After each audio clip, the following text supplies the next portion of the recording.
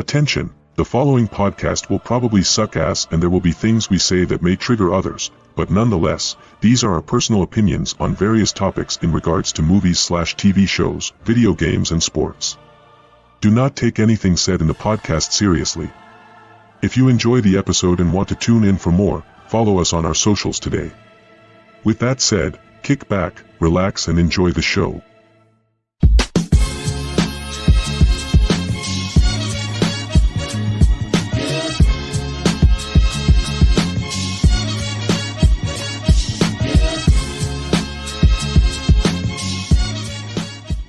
Hello there, and welcome to another episode of the Just Our Thoughts podcast.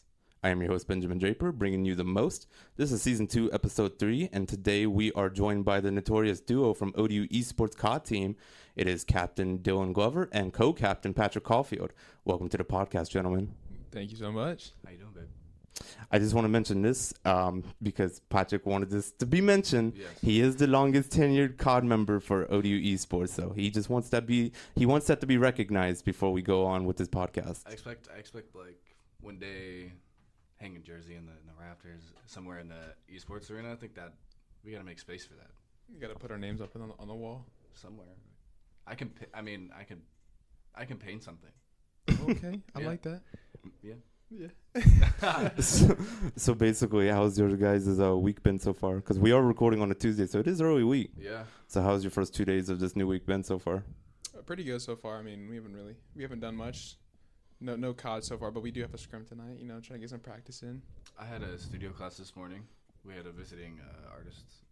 We talked a little bit. I think it was Kaisha Bolton. She was a glass worker. Very cool lady. And the studio class is like 3 hours long, so from like 9 to 12, I'm just there. It's one of the last classes I needed, so just like pushing through it, but I'm kind of appreciating it now. Those 3 hour classes are tough. I had a 3 hour class for an art class last year. I'm not big on art. Like, do not get me wrong. I appreciate it. Sure. But like in terms of like doing like the projects and stuff, like I'm not no artist whatsoever. So I'm not really bringing much to the table other than like just being there and just doing my time and finishing the class. I try to like expose these guys to art whenever we're scrimming or whatnot. Like I tell them, on campus there's a art gallery across the street, and like a couple of occasions this year I couldn't make it to practice because there's a new gallery opening. So I was like, yo, guys, come to the gallery opening. There's, like, free food and free drinks. Well, none of these guys drink, so that's... Yeah, I'm too young.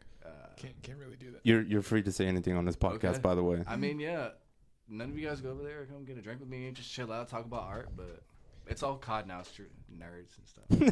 Yeah, straight nerds over here. But, I mean, you guys have been with ODU Esports for quite a while now. Could you guys tell me a little bit how you first got into esports in general and how you found the opportunity to see that Old Dominion was presenting a team for you guys to participate in? So I got into esports when I was about 15. I started doing like game battles and CMG, trying to get my name out there, but I didn't start doing esports competitively until I actually got here my freshman year in 2021. And then I got placed on the JV team with Pat.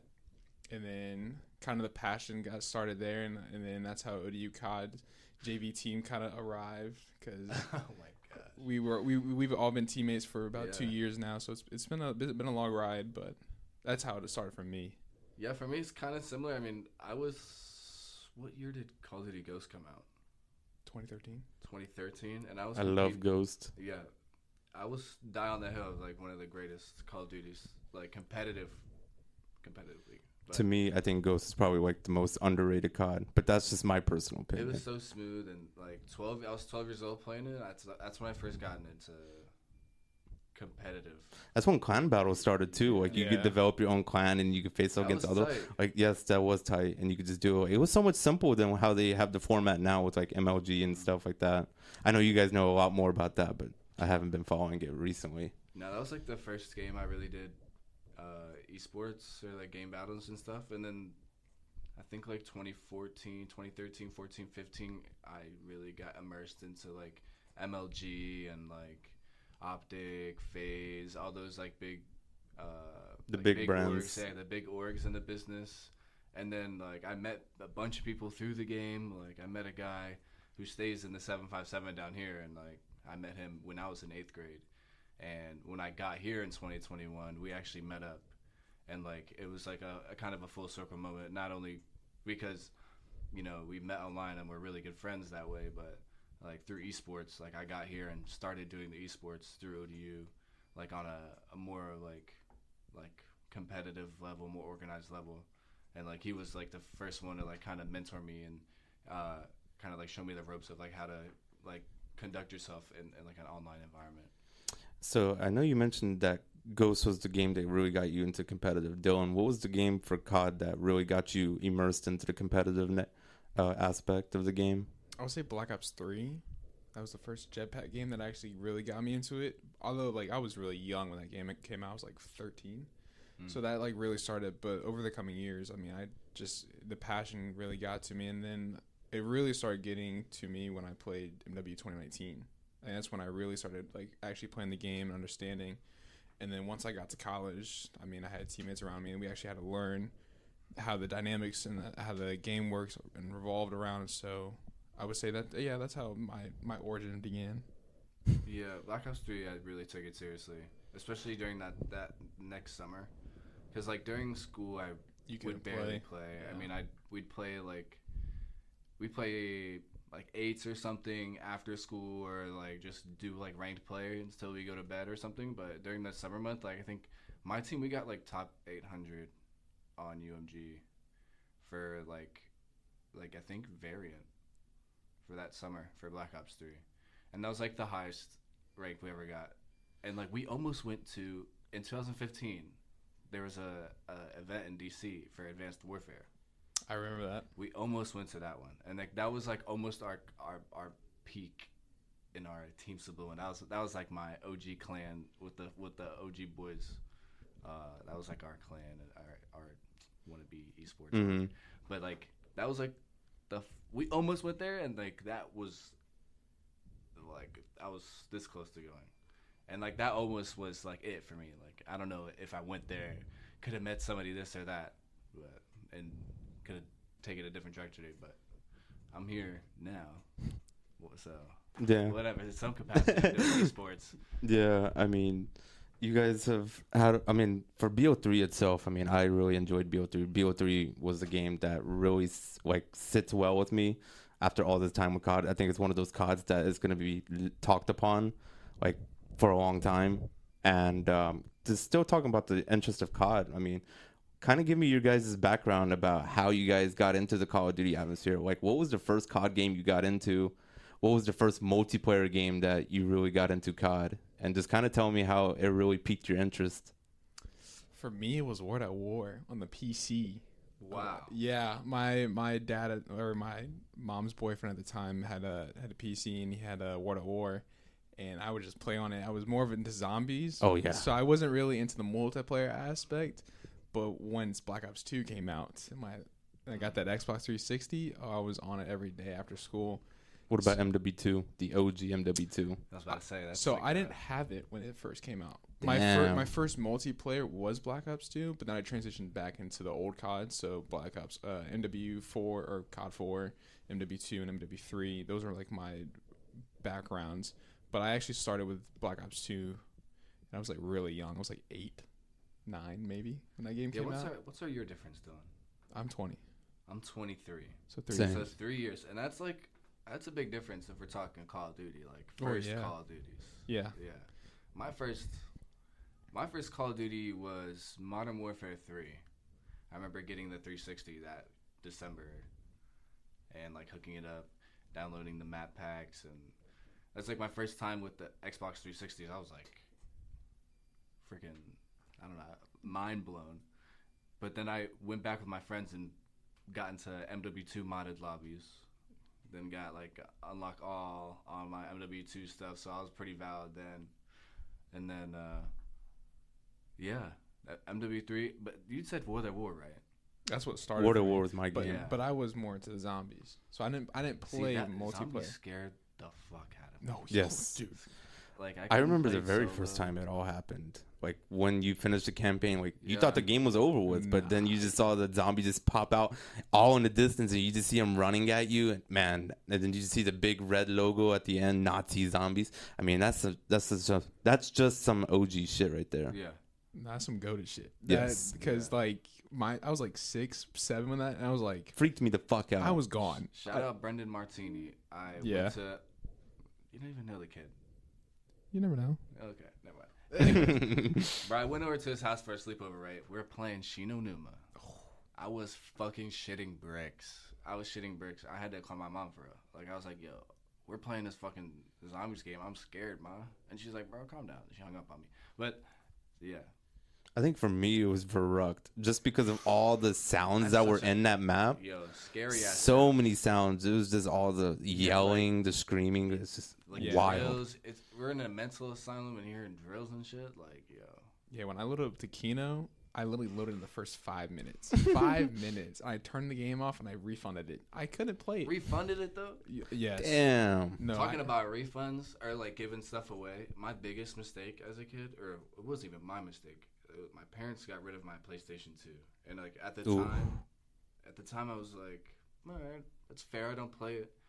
But, like, every time I want to play, like, that first Lego Star Wars game. Oh my goodness, Or, yes. like, one of those dirt bike games. I forget there's, like, this rally car game. I think it's, like, Burnout or something. I used to play the fuck out of that. Just crash into different cars. You're, like, driving through rings of fire, like... I forget the name of it. Like, every once in a while I try to remember it, but I could never remember. It was like Burnout 2 or like Burnout. It was like Dirt Rally. You gotta look it up now. It's like I can't look it up. Every time I look it up, I don't. I think the big game for me for PlayStation 2 was definitely the Bond games as well as the SOCOM games. I don't know if you guys know the SOCOM games, but those used to be like the elite military shooter games, and it was all about like the single player because it was hard. It was a really tough game, and I really grew up with those, especially with the PSP. Like I played all the SOCOM games on the PSP. Yes. Ooh. SOCOM and Fallout on the PSP. Yes. Peak. What you know about the PSP? You're looking at me Nothing. like I didn't like PlayStation. Wow. you didn't have a PSP. You didn't have a No. PlayStation. Okay, 4. so you started with the Xbox 360. That Did was you my- have the OG Xbox? No, so the 360 was my first console, but prior to that, I used to have like a DS, Game Boys, and then I had. I did fuck with the Game Boys. I Oh, used to play yeah. Mortal Kombat the hell out of those on things. Pokemon was my game on there. I had red, blue, yellow. Oh, I had all of it. But my first console was the 360, and I just stayed with Xbox up until 2019. So then that's what like transitioned over to me having a PC. Yeah, to this day I've never had a PC. Like I got to ODU. You need to get on that PC. compete. Yeah, For sure. I got here to compete, and I've been having to play at the arena for like a couple of years because I was supposed to be getting this guy's old PC, but something fell through with that. So I have a Series X, and I think that's pretty decent. I mean, I'm just gonna be Still next gen, yeah. It's probably better than my old PC, but I mean, a PC is still nice to have. Yeah. That's what I want to do. I want to get into the next gen consoles. Like I want to get either a PlayStation or an Xbox. I've kind of been leaning more on the Xbox side as of late, just because it's cheaper and whatnot. But the thing that really drives me towards like PlayStation is the exclusives, and then you have games. Spider-Man 2 that just came out, and my goodness, I'm not gonna spoil anything, but I've been it's watching the fun. story and like the walkthrough and everything, and I just have to say they've done Kraven the Hunter so good in that game. Like, I really want him to be portrayed in live action like very well because they're making a Kraven the Hunter film as well. But that's Sony. Yeah, it's Sony though. Sony Craven? Yeah, they're gonna mess it up somehow. Is it still with Like the Morbius universe type shit. Oh. Yeah. With the same writers and directors? I don't know if I it's don't the know same if it's writers just and video. directors, but like it's in that universes. So I don't have a good track record with Sony. I don't trust them very much. So we'll see. We will see, definitely. But kind of just getting off topic. Back to the COD thing, really. Was there any favorite maps, any guns that really stand out to you after all these years of playing COD? So for a sub would be the MSMC from Black Ops 2. Yeah. Because That's pretty cliche, that. it is, or the Scorpion. I mean, any gun from Black Ops 2 Scorpion, was okay. good, but for the AR, since I just transitioned, I like the Automaton from Vanguard. That was also a very like super good gun. I know you enjoyed it so much during our Vanguard season. Yeah. But I also do like the TAC 45 that we have now. I think it's really good. But yeah, I would say those are my two favorite guns so far. But for snipers, gotta go with Intervention. Snipers, yeah, that's valid. Intervention's the OG. I was a 100%. wannabe sniper. Oh, I was too. I was a wannabe FaZe kid. I wasn't that bad. Did Oh. you change your name to like FaZe XX? Oh yeah, I was in a clan every 6 months. I was not on that list. I was strictly in like whatever clan our friends made, and that's it. Like we stuck to it until like one day, like, yo, let's change our clan name to this, and like, all right, bet. But like changing the name was a hassle because you had to like Pay for it get and the everything. Microsoft points, go to CBS, Yeah. pay the $20 for the 1,600 Microsoft points, Yeah, it was scratch off the label, It was go back. stupid. Fucking wild. You had to pay to change your name. Yes. You still do. You still do. I mean, that's just how corporations are. They're going to try to take every cent they can out of you. But for me personally, and this is kind of just off of the radar, I think Honey Badger is very underrated, and I enjoyed the. Yes, I thought the Honey Badger was fucking phenomenal in Ghost. I think that was like the first gun in Call of Duty to come with like an integrated suppressor in it. Like that was like one of the new features of that game. Yeah. Yeah. For me though, a distinct memory I do have was like when I first got the Xbox and loaded in MW3. I forget the name of the map, but it was was it like Sahara or something? Probably. Maybe. Where it had that like cave area. Oh. Afghan? No, that's MW. That's Modern Warfare 2, man. I'm talking about Modern Warfare 3. Sahara, I think it's like Sahara or it's like Africa. Sahara. I was thinking the MW2 map too. Yeah, I thought it was an MW2 map for a sec. I can't remember exactly with the MW3. I haven't played MW3 in fucking forever. I was playing this joint all summer. I'm a figure it out. It was like, was it Bakara? Bacaro? Bokid? No. You trying to go back to Bokid on Vanguard? Please, no. Do you guys have any other passions in life other than like COD? Sorry to interrupt. I found No, the name you're of it. fine. Village. Okay. I remember Mm. hopping Yeah. in on Village my first map with like one of those like standard default classes, and I was sitting in the living room with my parents watching me play Call of Duty. I'm going around shooting, killing people, and my dad is like, "Oh, great!" Like it was like great. Nah, but that's probably favorite guns though. There's so many guns. And There's too many to Yes. count. there are a lot of guns. I think underrated though. MW in 2019 M4, that was pretty fire. Or the Krieg Cold War. Yes. Yeah. The Krieg in Cold War was phenomenal. 40 round also. mag. 40. Yeah. We didn't have 40 rounds. Yes, we did. We had 30, bro. No, we did it. I was rocking with 30. You should be rocking 40. Mm. Look at this guy. Don't even know his game. Hey, Mm. I would, bro. I was carrying this guy our first year. Oh, in yeah, he JV. was. No, he was. I was shredding through JV, and that was because I really didn't have a spot in the first team that year until like they started tweaking out. It's like almost the end of the playoffs. Mhm. And they're like, "Yo, this was the day of the NACE tournament." They're like, "Yo, Pat, go. You gotta hop in and play for us."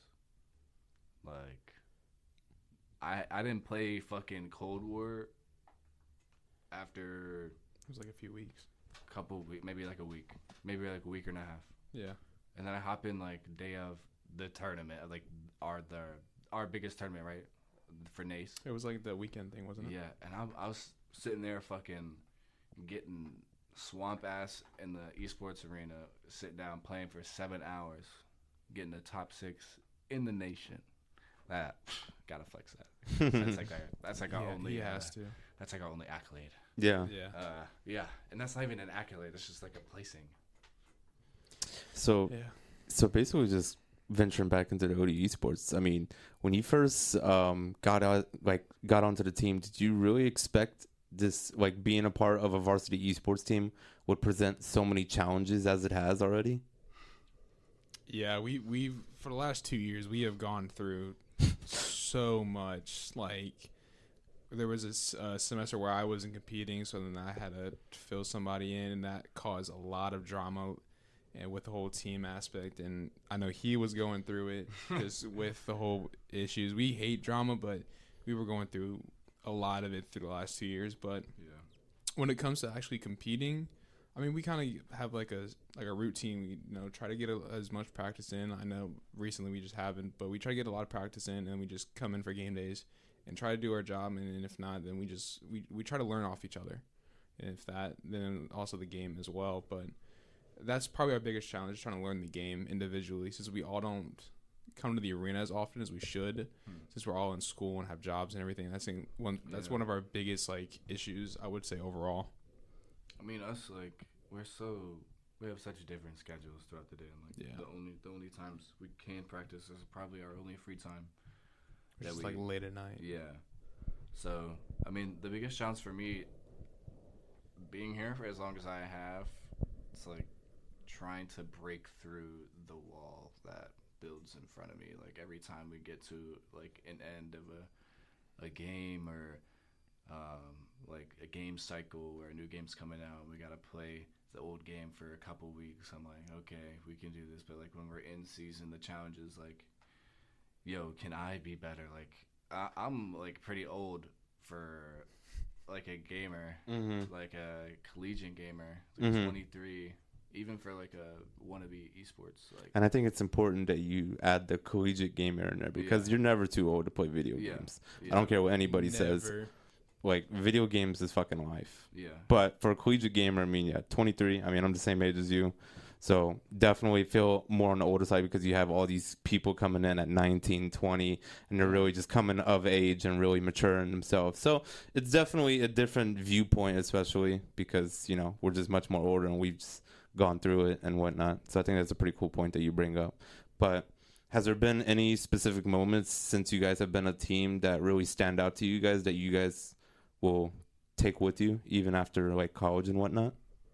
Any moments? I mean, we've made a lot of memories when competing. Like for me, it was we lost against Akron our recent season, but that game taught me a lot with everybody, and I was like, we all can beat these top tier teams if we really put the effort in.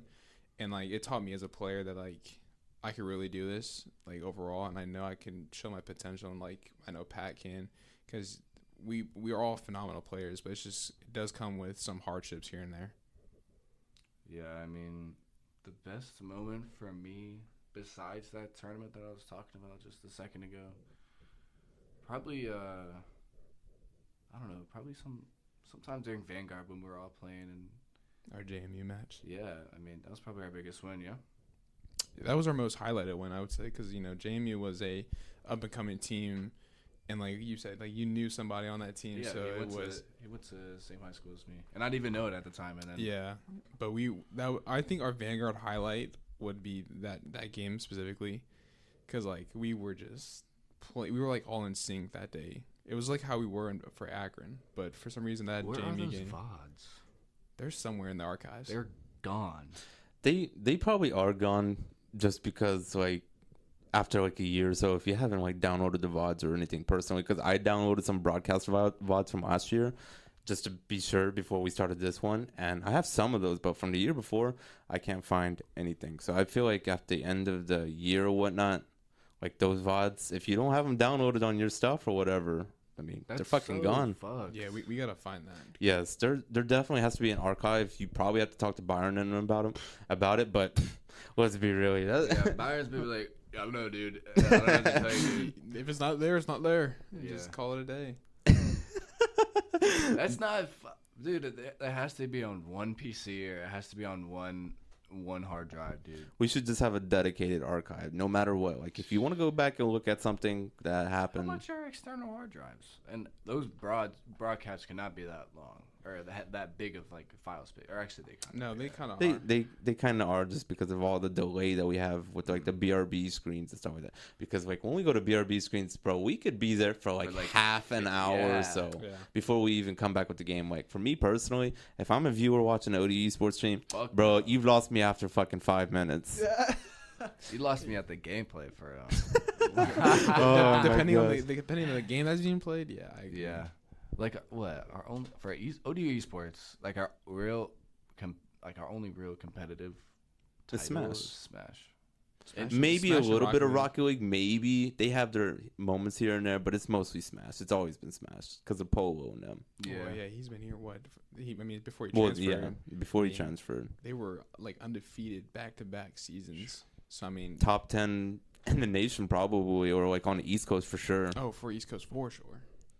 How are we gonna make this thing grow? Like that's another challenge for me. Like I've been trying to Expand it. think of ways to like help the program out, even though I'm not really like Really with involved yeah, in like it. hired by the team or whatnot. But like I have a little passion for this shit. Like you know, And I think that's important too. Like, you guys know me personally. I have a big passion when it comes to like teams that I root for and whatnot. Yeah. And for esports in general, like to pivot off of your point, it's just for me personally this year is kind of like more of a mentorship role because I know we have a lot of young members trying to come in and kind of want to get their feet wet, make sure that they're comfortable casting. Like you guys have casted with me. You specifically, Patrick. I mean, you got in to do some Valorant stuff with me, something you haven't really done before. But I don't even know the game, and yeah, I'm we still casting can just play having off of each fun. other. Yeah, I mean, it's just like it's all about just gaining the experience and just getting your feet wet. It's all about just getting there and try to venture out of your comfortable zone or whatever. Because I mean, you just got to get out there and do it, and that's something that I've really been trying to preach. And hopefully we can get more people in here that really have a passion for doing the things that we can. Because if you don't have the passion, you're in the wrong environment. At least to me personally. No, yeah, I agree with you. Like, I mean, there's a lot of ways we can expand. I just don't think we have the capability right now with everything that's going on behind the scenes. I don't think we're going to be able to at this probably time. I will say I do love what we're doing, though. Like, from the last 2 years that I've been here, because this is my third year here for esports, in the first 2 years, we really didn't do much in terms of, like, the production and whatnot. We went in there, we did the streams, whatnot, and all that. But now we have 4 monitors. We can do so much with vMixer, and just being able to expand our details, producing a good stream and whatnot. But in terms of like social media and stuff like that, I know we're trying to expand into that, but we really just don't do very well. But also with the gameplay, like you mentioned just a few moments ago, you have to back it up with some good gameplay, and we really can't showcase that. And I'm pretty sure people are not going to continue tuning in. If take Valorant for example, and I don't mean to bash on Valorant, like they lose 13-3, 13-2. Like we don't want to see just dominant victories because that's something that are just going to get people tuned out in a quick moment. I feel like you're saying about like the social media team and like they're doing a lot with what they have. Yeah, exactly. At their disposal. And like since we got here, me and Dylan, like they weren't posting on Instagram or Twitter that we're streaming or having a match or like posting like highlight clips for the week or stuff like that. Even though it's like those edits are pretty decent. They can always be better, right? But like that's a foundation we can like ODU Esports can build on, and that's something that I enjoy seeing. Like, great, the exposure that'll come with time, but that needs to be like aided by actually Old Dominion University. Just like step in and like kind of assess and assist esports as like an objective sport and like competitive like environment, same as football, same as basketball. That season starting pretty soon. You know, same as all the other sports on around campus. Like, if there isn't enough like attention and support of like the people up top, how are we at the bottom gonna want to or have the like the ability to build for the school? Yeah, that's. I mean, the 2 years I've been here, the arena's gotten okay stuff. It's still the same. Like, yeah, the space is cool. I feel like we could do a lot more just in the web center. I feel like we could do a lot more in terms of just student engagement itself. Yeah. I feel like we could definitely like put tables down or like, get stuff out there when what they do like the org fairs and stuff like that. Like we can really showcase a fun environment, especially with those like org fairs. Like we can bring out the games or something for people to participate in, take a few minutes at a time just to, you know, relieve some stress, play some games, and also just gain some interest into the program. Like even though that they may not like invest into the program itself, like you can still gain more viewers, and that viewers will help immensely in expanding the program itself. Yeah, I agree. I mean, there's many ways we can start promoting like the arena a lot more to gain more attention, but I think it all just depends on the higher ups. I mean, if they're willing to promote and get our names out there, then I think we could do a lot with that, to be honest. But there's other ways we can gain more attention, like posting more on social media, like the docu-series that we're doing and behind the scenes. Like that is a great way to get the players' names out there, to help the esports programs to get more attention to us. But like I said, I think it just comes more in the years and what the higher ups can do and what they can afford and put place on the table for us. I mean, I'm thinking of things to do right now. Like, since Smash is our best team, just put like 2 big ass TVs up down in Web Center. People are always playing down there, playing games down There's there. always people down there, And just like set up a little show match between 2 of our ODU people. Like, yeah. During activity hour. dude, like a king of the hill. Yeah, like something against like our that, top like, players or something. You know what I'm saying? Like, Or utilize those TVs down there just to like showcase the streams. Like just put them up. Like, yeah. I mean, there's people down there at 8 o'clock, 9 o'clock, and not. They're there until like midnight, really. Yeah, they're there until Web Center closes. So like, if we're promoting our matches and people are watching, like, that could help us a lot. And like, we have a lot of TVs around the Web Center anyway. So I mean, that main area can definitely help us a lot. Definitely something to do, like to showcase that we have esports, like, because I guarantee you there's people on campus that don't know that we have like competitive teams that like are for the games that they play. 100%. And that's another thing that we had a challenge with this past summer is like tryouts and trying to find people for Call of Duty, because you notice that COD is the only team without a JV team, right? Or like, besides who else? Besides Valorant doesn't have a JV team. Yeah. CS. But Valorant, I mean, that whole situation broke down mid-season. So what was that? What was that all about? Somebody got mad. It's always drama. It's always drama. Yeah. No, it's something behind the scenes. It's just behind the scenes drama. There's always drama. You know, is it? Oh, I know. Oh, I bet you know. Oh yeah. I mean, I was on the Valorant team. Oh, this kid's trying to. Oh yeah, this kid I know the people. He tried to play 2 esports at the same damn I remember. time. And I did. I played both of them. And I remember this kid got benched or some shit on Valorant. And I was like, "Look at you, man! I was the sub player, and then they put me in for at least like 3 to 4 matches. Bottom frag type. Hey, I was gold then. Ooh. Yo, speaking of a game I'm struggling to get gold in, Rainbow Six Siege. Fuck you, COD, by the way. I can get up to like gold 2, gold 3 or gold. I can get to gold 2, gold 1, but like in terms of like plat, I cannot hit plat anymore. Like ever since the PS4 days, dude. Like those are the days where I could just hit plat easily on console and everything. But in terms of like playing PC Siege, whoo, baby, that's a new animal. Dude, people are cracked as fuck on that shit. Yes. And Jinxie did not help. I mean, Jinxie put me onto that game. Like I love Jinxie. I'm like, we're in copper. Enemy combating.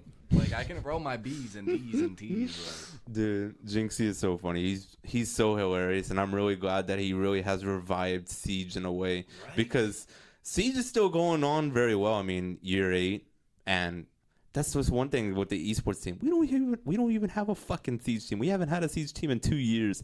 We had one. I know. Yeah, no, we had one. Or 2 years ago. When we had our Cold War season, we had a varsity team. Yeah. And they were cracked. Were they good? What the fuck happened? Shit went down. Yeah, no. Shit went down. Really? Yes, because someone had to be stupid online. No way, motherfucker. Oh. Yeah. Oh, no way, man. Listen, man. This is why you can't be shit talking game in type chat. Hey, it is what it is. Type chatting. But now look at us. Now we don't have a team. Yeah, I know. And Siege is something I've been thirsting for 2 years now. I've been telling Byron, I've been hounding him to get recruiting going for a Siege team, because we need Siege back on the menu for esports. And I know a few people that want to play. Yes. I Do fucking we have love recruiting, Siege. bro? Like, do we have ODU I recruiting? I would play that instead of COD, low key. That's what Bio did on Akron. Oh, I know. And He's like gold, and he's like on the main team. I was literally about to subtweet him. I was like, yo, this dude was getting fried so bad in COD. He had to switch From to ODU Siege. COD. Exactly. He was getting so I have a clip of him like actually raging. Like I told you about it. Even though we lost that game, sadly we should have fucking won. But I told he was Ben like, about it. He was so fucking mad. No. I told him how how comms can change. They were like casual comms, cool comms. Yeah. Near the end of the match on the map 4, they were freaking out. He was like screaming at them. I was like, no way we did that to them. That's wild. Man, We could have 3-1. Yeah. this is what happens when you can put some time into the game. At that point, where like 2 weeks of practicing, good week and a half of practicing. About 2 to 3 weeks in. Dead game. Yeah, I can't wait for MW3. Speaking of MW3, I mean, I guess we'll just lead right into the topic. I mean, what are your overall thoughts for the potential success for this game? I was playing Modern Warfare 2 2009 all summer. Mm-hmm. It's basically just going to be the same thing. I know. And it's fucking raps for you little boys and little cracked 18, 19-year-olds, 20-year-olds. Because y'all ain't never played High Rise. Y'all ain't never played Scrapyard. Y'all never played Karachi. Y'all never played Terminal 2009. Talk to me. High Rise. High Rise. Y'all ain't never played High Rise. Y'all ain't never played Favela. Don't get me started, man. I can name every map. You can name Wasteland. It. Nothing about it. You can name it, but what's the gun skill looking like? Oh my gosh. Let me get a new scuff. What's the gunplay looking like? Let me get some pressurized air. Let me get up in my motherboard and the controller. We'll see soon. Let me get some physical therapy going on my wrist and my shoulder, and I'll turn it to 18, no problem. Get me on a massage table. Shout out Deshaun Watson. Jesus, we're not gonna get into that. I only support the quarterback of my Cleveland Browns. I don't support the person off the field. Yeah, you're a Yes. Browns fan. I am. It's a very tricky situation. Like, I want to be a fan of him, but he's also a creepy motherfucker too. He's a bad quarterback. He's all right. He's all right right now, but he used to be fucking elite before. The alligators coming around. Yes. But we're just going to have to see how things transpire, because the Browns are still 4-2. Anyways, we're still going to get back on this MW3 topic, because there's more I wanted to talk about for it. We'll talk about that afterwards. No, but I was going to say, are you going to play MW3? I will not. I would definitely be watching. We But need a sub. We need a substitute. hell no, dude. I just play casually. I ain't gonna be no competitive person that you're gonna rely on. Fuck no. I don't want that pressure. I really don't. I've been itching to commentate, so you got to take my spot. I don't know about all that. Okay, ask your question. Anyways, in terms of, like, you just mentioned the maps and whatnot. Is there any specific maps that you do want in rotation for competitive? Definitely High Rise for Search and Destroy. Only. Okay, for search, yes. And then, what maps are in the beta? Honestly, I didn't like any of the maps are in the beta. I don't think they're gonna be. No culture. No culture. Right I think Scrapyard's gonna make a return. Nope. That's for search. Nope. Too small of a map. You could literally wallbang through spawn. Yeah, I know. Makes it even better. No. Anyways, map I want for sure. Oh, I'm blanking on the map. That was just flexing. I can name all of. One of the maps in the beta definitely is going to be a good hardpoint map. Skid Row. Skid Row. Oh, for Skid sure. Row That will be a great hardpoint is hardpoint going map. to go crazy. And the only thing I'm worried about though is that middle lane with the doors and whatnot, and the rotations are going to be kind of skimpy. Yeah, but the spawns though. Dude, the spawns were so bad in the beta. Like, I think that's my major flaw, I would say. Like, everything else felt smooth. Gunplay, the movement, the maps. It's just the spawns. If they tweak the spawns, I think competitive is going to make a huge return. Because the last 2 years, it's been kind of dead. Mm-hmm. Like, 2022 or 2023 was not it. And then I would say Vanguard kind of was. But I think everything's going well in our favor, to be honest, for competitive. And you kind of just mentioned what my next question was to be, like the movement, the red dot radar, and like the new gear system. Can you kind of just expand on what you guys are anticipating with this whole new system and what you're looking forward to out of it? I mean, this should have stayed in the game. This is everything that's in this game should have stayed in 2023. Like this is everything that's we're talking about. Dead Silence being a perk and not a whatever it's called, and red dots and the movement should have just been day one. We should have got a brand new game this year and everything, but no, everything got to get messed over and everything, and it's just kind of messed up our entire year basically. Kind of was it Vanguard? Vanguard almost put me into retirement. Vanguard was so shit. I didn't even play Vanguard myself. Put in a blender, that's why. I was kind of mid at Vanguard. Just only I will argue because I didn't play that shit because it was fucking ass. I didn't play that. It was so ass. It was. I mean, I never even thought about buying it. Listen, I mean, I love that game. Everything about it. The sub was so good. Fucking Ryan yelling in my ear the whole fucking time. Everything about that game was so good. That Nate season that we had, we were dominating. You can't lie. Yeah. We were pretty good. We weren't the greatest. Good. I mean, bro, I'm gonna be fucking mid in every game, and that's because of the position I play.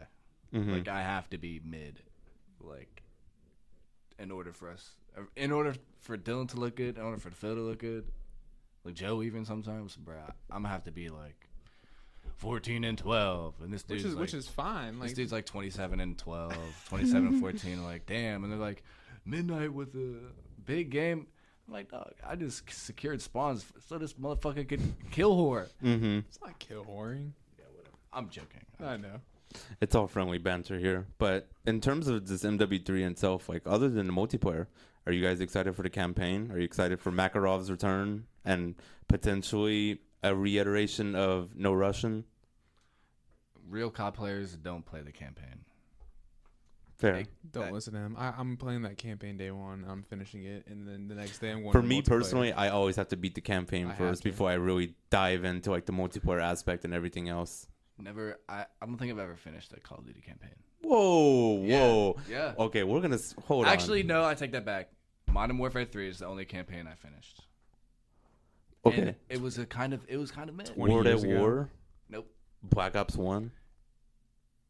Nope. Black Ops 2. Nope. Damn, bro, I was. Those are campaigns you nerd. really and MW1, MW2, MW3, the entire MW series. Like those are all campaigns worth playing. I was 100% to watch the walkthrough rather than play it. Like I was watching those campaigns. Fair. I mean, as long as you've seen it and you know the lore. I mean, I know the but lore, but I wasn't to play them. I mean, especially World at War itself. Like World at War to me is probably like one of the most monumental campaigns I've ever played in any video game, just because of how special it was for me when I first started playing it. Like that first Russia mission where you're where you're trying to survive and everything, and you have to be stealth the entire time with Reznov. I mean, that mission alone just made the game what it was, and that campaign itself is just so stellar. I mean, I agree. I'm playing that campaign. That's probably the only other thing. I won't touch zombies. I don't think. Oh hell no, it dude! Looks cool though. But like, it's just Warzone zombies kind of. Basically, it's just Outbreak. Yes, exactly. Outbreak. And Outbreak was not good at all. I played maybe 2 games of Outbreak, had enough of it, never touched it again. Yeah. Zombies is in ruins right now. Yeah, Treyarch next year though. I hope. I hope. Return. We'll get into that question down in a bit, but I mean, zombies right now. Just staying on the zombie topic, zombies is so shit. Let's be real here. It's been shit since it just needs to go back to the OG formula, just the round-based system. We don't need to go doing all this other stuff and like that. But give me Richtofen, give me Dempsey. Yes. Give me Takeo. Give me fucking. You were probably Nikolai. You were a Dempsey character, weren't you? I was Dempsey most of the time. Yeah, I was a Richtofen. I had to play Richtofen. Yeah, Richtofen is fucking cool. Yeah. How could you not love Richtofen? But I mean, though, I think the last, like the other iterations other than Treyarch for zombies, I think Infinite Warfare was probably the other good zombies that we really got we with were round talking base. about that. I swear. Zombies in Spaceland. Zombies in Spaceland was fucking goated. I really enjoyed it. And it's so much fun on PC. Yes. I only bought it because I literally bought the battle pass and everything. Like the $50 season pass you get. I bought it just to play zombies. And it was I bought worth it. BO3 on PC just for the zombies. I mean, Oh, I but did you too. have all the custom zombies and everything on it. That's what makes BO3 like so great because of There's all so the much custom. mods for that. Yes, And it's so fun. many. Yes, So much fun. so many mods. So kind of just going into my next question here, just an overall question about the franchise COD itself. Do you guys believe that it's slowly going downhill? Yeah, I've been watching the Call of Duty League since 2013. It's probably as disorganized as it is then, or as it is now. Or wait, what am I saying? It's as disorganized as it is. Wait, what the fuck? It's as disorganized now as it was then. Yes. There you go. Yeah, There you go. I have a hard time speaking sometimes. Like I think I have. It's all like, good. Yeah, but yeah, they're going fucking bankrupt, losing money. Activision Blizzard just sold the bitch to Microsoft, so we might see less franchising, more like orgs coming back. I preferred that We need orgs. because Yes. like Joe Schmo me can go to a fucking tournament, an open tournament, place into, this is how it was back then. You place like top 16, you're considered like, A good player. you're considered pro.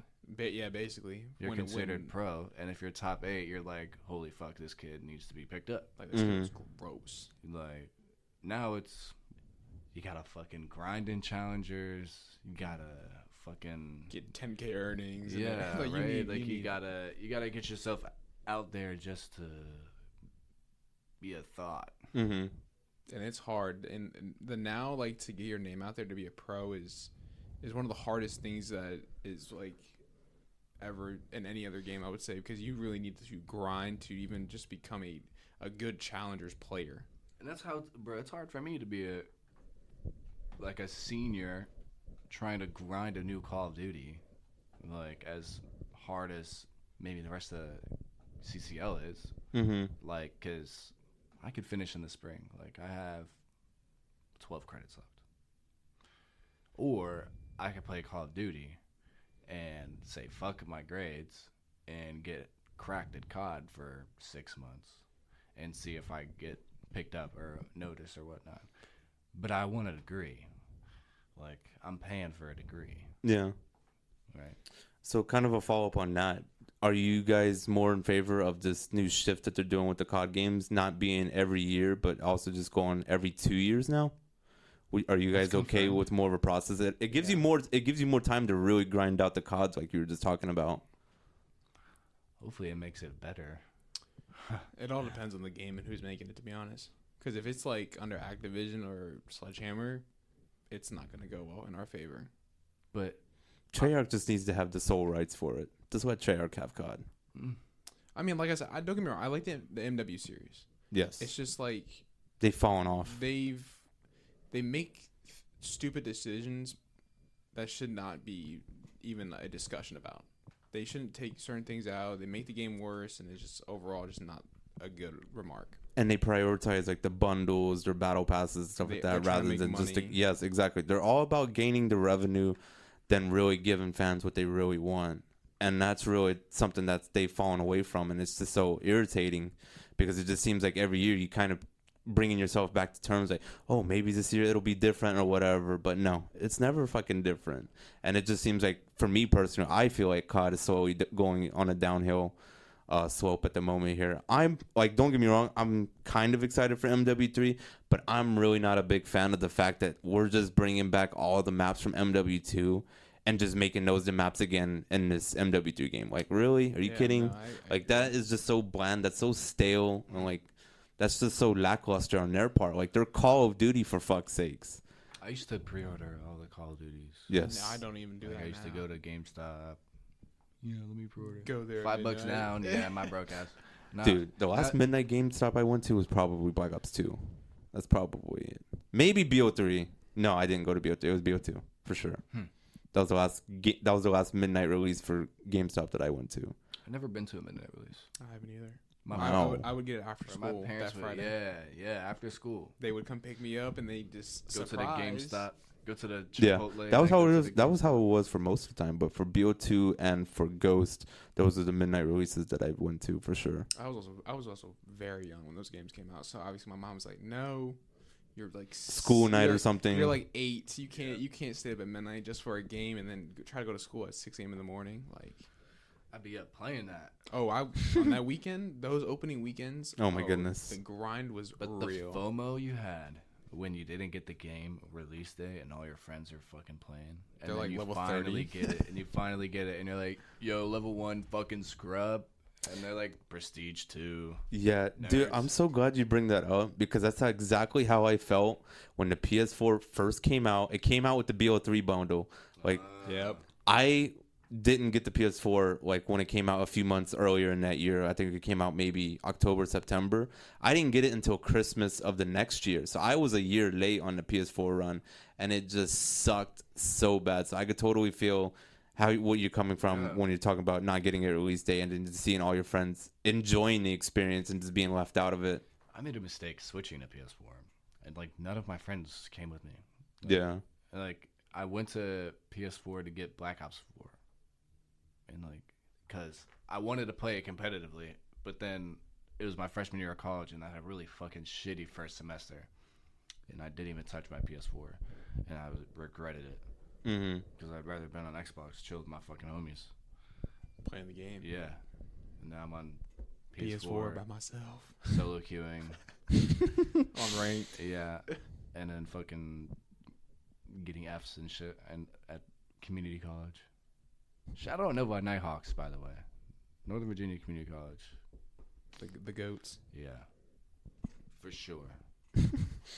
So what are you hoping that the franchise will go with next? Like, what are you hoping that Call of Duty would do going forward? I hope it dies out and then we go back. I hope we do go back to the OG formatting where it was like 32 teams. Each team had 4 or 5 players. It just helps the challenger players and the people that are trying to get their name out there. Obviously, we're going to have the goated sweats, obviously like Toronto Ultra and Optic and everybody. But like these new teams, like they can create and then you can find new players that can bring their name out there while they're getting paid. Like there's probably college kids out here from the CCL that are like broke trying to get their name out there playing challengers. So I mean, if we create this new format, I think there's a lot of us that can show our potential out there. When I played against we played against a few pro players that came from the CCL, like Ghosty and Fame. We're both in the CCL, like during Cold War. Yeah, Cold War and Vanguard. Yeah, and like there's definitely an avenue for that, but I think there just needs to be more like tournaments, like local lands, like through Call of Duty League itself. Like even if it's like a $5,000 land in Virginia Beach, like people will show up to that shit, or like a $10,000 open 10K in Columbus, like just local shit to like bring the fan base back. Like that's how it got to this point in the first place. You have fucking local lands every other weekend. People are playing that, gaining that community there, and then gaining like their own pro community in their local land setting. Like, and then they're doing it on a national scale online. So like the switch to franchising cut off that local land funding off. Now all the fucking lands are only online now. Yeah. And everybody funding it is only doing online tournaments now because there's no venues for it. Like nobody wants to go somewhere and play. They have all their shit at home. You know what I'm saying? Yeah, and that's just kind of the unfortunate con with the evolution of technology. Like, it really takes away from the events because, like you mentioned, like there's so many times like back in the past where you could just go out to events and then really enjoy the experience. But in terms of like now, you really could just see and just enjoy that experience from your bedroom or anything like that. Like it's just such a different vibe nowadays how it is, which kind of makes me worried about like the Comic-Cons and stuff like that. Eventually, like I don't want them to go like digital or something like that because like getting the experience out there like for Comic-Cons or like any type of panel events, like it's definitely nice to be out there and experiencing it, but with the shift to like being more like technological about it and being more digital about these things, it's this very scary thing to think about, especially for the gaming industry, because it just feels like the whole gaming industry is getting away from the whole like on hands type of thing and really going towards the digital platform. So yeah, I mean, it'll be interesting to see what they do here. But in terms of like going forward with the franchise, is there any time period that you guys would like to explore? Like, for example, like for you want to go back to World War II, World War One, nowadays period. Is there any specific time period, Vietnam War, anything in specific that you would want COD to venture into? Modern is fine. Yeah, I don't think we should maybe in the future. Because they really overdone the whole World War II, World War One aspect too many times. That's like 5 or 6 titles. Like, I think we should stay with modern stuff. Maybe go back to jetpacking. Maybe go back to BO3. Maybe go back to jetpacking or something like that, because like that was new. Or like go back to Black Ops 4. They brought in the healing where you can heal and everything and all that stuff, and they brought the abilities of grappling. You're right. It was something just completely different, and it a lot of people didn't like Black Ops 4, but like people that did, it's something new for us. Mm-hmm. Like a small tangible difference. Exactly. Like the jetpacks or the healing, or like now we have the pick system, the pick 10 system, or something like that, or like pick 25, whatever we have, or something like that. I don't know. I think we just need something new, something that's never been done before, or something that we have but we didn't really get to explore that much with. This game, though, MW3 feels. I've been saying it, like when I played the beta the whole weekend. It feels like a mobile game. It looks like a mobile game. It looks like it. Like it looks like Call of Duty mobile. No, yeah, I agree. It looks like Warzone coming out. Like Warzone mobile. Yeah. Yeah, Warzone's another thing, but I don't really care about Warzone. I don't want to go into Warzone. That shit's personally, I think Blackout is much better than Warzone will ever be. That's a hot take. That's culture right there. That's culture. I enjoyed the fuck out of Blackout. Oh, no, I really did. But that's gonna cause some controversy. I mean for sure. But I really don't care. But it's just like Warzone. I mean, other than the original Warzone when it first came out, everything else they've done about it has been wrong, and they've really just been prioritizing like the bundles, skins, and all that shit, and they've really just gotten away from the real importance of the game itself, is creating the best content you can to bring an enjoyable experience for the players itself. So, kind of getting into our last topics here, because we're getting into the hour mark. I know Dylan had mentioned he needed to, he had something to tell you in the podcast. Oh, no way. So I guess I'll just throw this question out there because I barely found this out yesterday. So Dylan, you're potentially about to receive a scholarship to Cumberland University to participate in their COD Esports program. Can you kind of tell me how that came about and your thought process about potentially leaving Old Dominion next semester? So the way it kind of happened was Andrew, who was he was the captain for Cumberland, said he was recruiting people. And I was like, you know what, let me see if I can put my shot out there. And I slid into his DMs, was like, hey, like, do you have a potential spot? He goes, yeah. And then wanted me we had a deep conversation about it. And he was like, I'll take you, and like, we want you, but like, you gotta go through like a whole bunch of stuff. And it's kind of a process, but at the same time, it's like, I don't know if I'm going to be able to meet those requirements to go to Cumberland. So, I mean, it literally just happened Friday. So it's still in the works.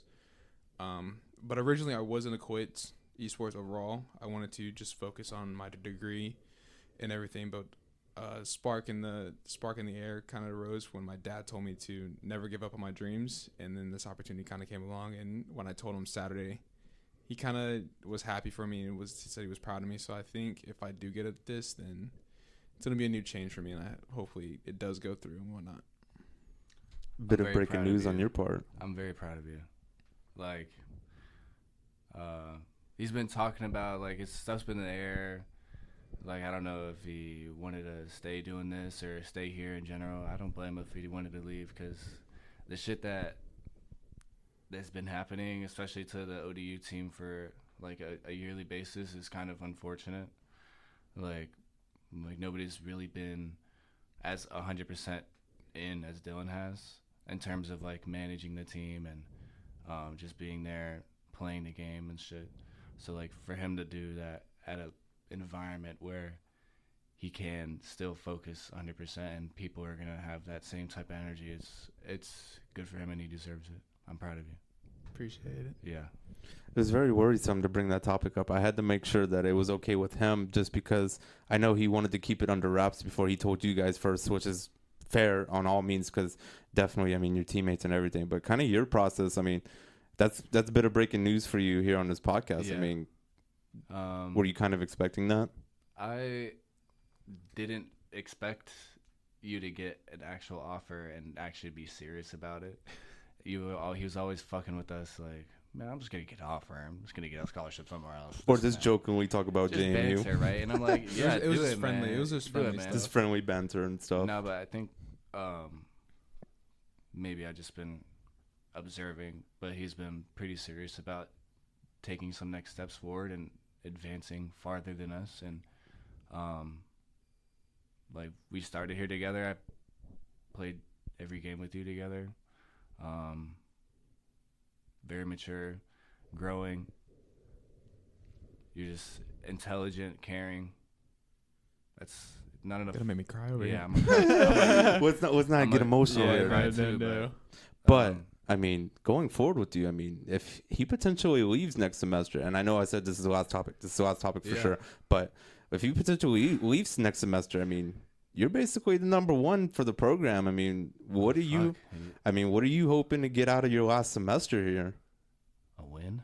I don't know. We got ECAC. We can. ECAC. You guys still have a chance in ECAC. Like maybe NACE is like over and done with, and you guys are trying to get some moral support, like moral victories to yourselves late season for that. No, but ECAC, you guys could definitely make something happen for playoffs. No, next semester. Or wait, was this semester? For ECAC? Yeah. Yeah, we're in it right now. Yeah, you guys are in it for ECAC because I Do believe you're something with that. 2-1 Last ride or some shit. or with that. 3-1 actually. No, we're for 2-1. Okay. We have 2 games this week. yeah. Unfortunately, you guys aren't getting streamed though. I But that's know. okay though, because I won't even be here to cast because I have hockey games those nights, Wednesday Yeah. and Friday, so I'm busy. Yeah, Yeah. No, but next semester, you're the number one. yeah, it's my last semester too, so I don't know. Exactly. What are you hoping to gain out of that last semester? I hope Especially we have being 4 people to play on the map in the spring. I don't know who else is gonna be here. You got 4. I'll have 4. Mm-hmm. I'm calling the ringers. Call them in. you got to Yeah. call in the favors. I need you to lock in with me for a semester and let's get some dubs. Are those 2 gonna be eligible in the spring? You gotta talk to them. All right. I might have to make some arrangements. Call some backup. Yeah, on some last ride type. Yeah. We'll see though. Yeah. If not, I might just be a brand guy for ODU COD. All right. So that's basically all the questions that I had for you guys here. I know we've been recording for about an hour, which is usually the limit I like to go at, is about an hour episode for each episode. But any last thoughts from you guys before I start wrapping it up? Any shout outs, anything you guys want to say on the podcast before I start wrapping up the outro here? Shout out Jesus Christ. Facts. Shout out to my mom and dad. I gotta give them for believing in me and this whole esports stuff. Fuck yeah. Shout out Team Subliminal. Shout out Dirty Chimpanzees. If you know, you know. If you know, you know. All right. And that is going to be a wrap for this episode of the Just Our Thoughts podcast. I wanted to express my gratitude to both of you for taking the time out of your Tuesday to come down and record with me here in the studio. You can find this podcast on Spotify, Amazon Music, YouTube, Podbean, and Podchaser by searching for Just Our Thoughts.